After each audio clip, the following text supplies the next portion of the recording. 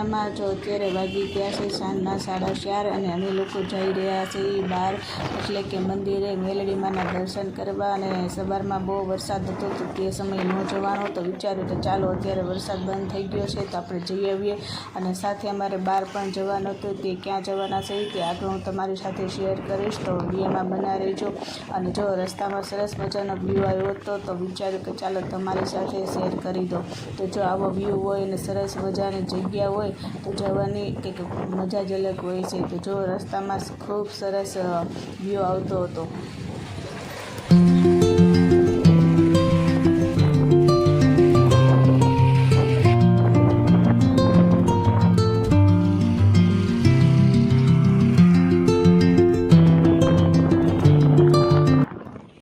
તો finally friend, જો આગળ મેં તમને વાત કરી હતી મંદિર વિશે, તો જો અમે લોકો મંદિરે પહોંચી ગયા છે મેલડીમાના. અને આ છે મેલડીમાનો દરબાર. જો તમે પણ દર્શન કરી લો, સરસ મજાના માતાજીનો શૃંગાર કર્યો છે અને ભક્તોની પણ ઘણી બધી ભીડ છે, લોકો દર્શન કરવા આવ્યા છે. અને પછી અમે લોકો આવી ગયા તમારા જેઠના ઘેરે. જો આગળ મેં તમને વિડીયોમાં કીધું હતું કે અમે લોકો બહાર જવાના થઈ, તો આજે અમારા જેઠની ઘરે પ્રોગ્રામ હતો ભજીયાનો. તો એ લોકો કહેતા હતા કે તમે આ બાજુ આવો છો તો ઘરે પણ આવજો, તો આપણે કંઈક પ્રોગ્રામ બનાવશું. તો જો અચાનક પ્રોગ્રામ બની ગયો અને અમે બધું શાકભાજી સુધારવા બેસી ગયા ફેમિલી સાથે.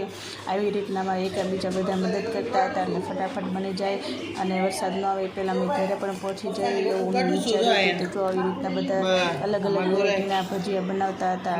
બટેકાની સીપ્સ, મરચાના પટ્ટી ભજીયા, પછી મેથીના ગોટા ભજીયા અને કુંભળિયા ભજીયા, બધી વેરાયટી અલગ અલગ અમે બનાવી હતી. અને જો ફેમિલી સાથે મળીને કામ કરે તો જલ્દી થઈ જાય. અને આવી રીતના ભજીયાની મોજ અમે ફેમિલી સાથે એન્જોય કરી. ઘણા દિવસથી તમારા સાથે કંઈ વિડીયો બનાવ્યો શેર નહોતો કર્યો, તો આજે જેટલો થોડો ઘણો વિડીયો તમારી સાથે શેર કર્યો છે ફ્રેન્ડ્સ. તો ચાલો આપણે ફરી પાછા મળશું નવા વિડીયોમાં. તો ત્યાં સુધી આવજો, બાય બાય. અને મારી ચેનલમાં નવા હોય તો સબસ્ક્રાઈબ કરી લેજો અને મારા વિડીયો પહેલી વાર જોઈ રહ્યા હોય તો પસંદ આવે તો લાઈક કરી લેજો. ચાલો ફરી પાછા મળશું નવા વિડીયોમાં.